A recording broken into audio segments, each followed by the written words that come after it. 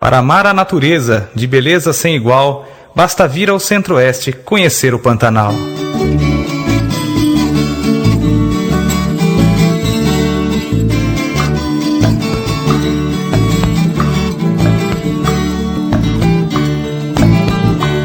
E por esse caminho que eu traço no meio do mato, deixando um sinal,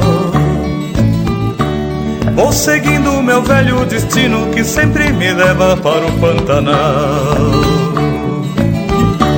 Deixo o rancho já quase Tapera e vou me atolando nesse lamaçal, pra buscar nesse mundo de Deus o sentido da vida no meu Pantanal. Pantanal, sonho infinito do caboclo caipira tocando a boiada, soltando seu grito.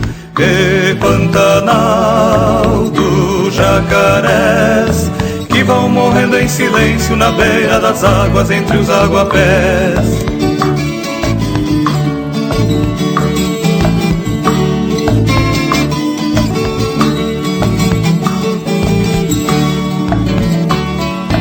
Onça pintada, arara, tocando bugio, tatu tamanduá.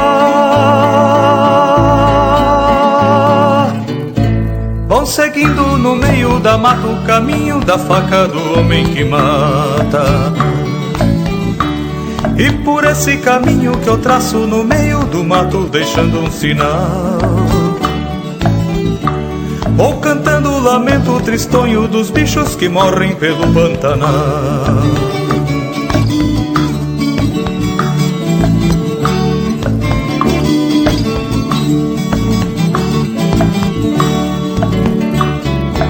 Onça pintada, arara, tocando bugio, tatu tamanduá. Vão seguindo no meio da mata o caminho da faca do homem que mata.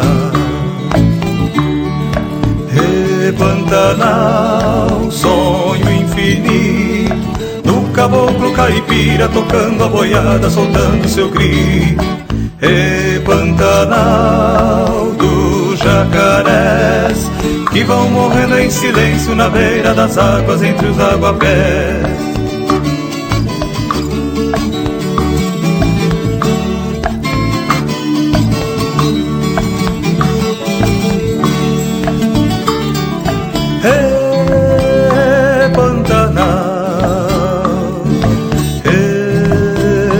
Pantanal,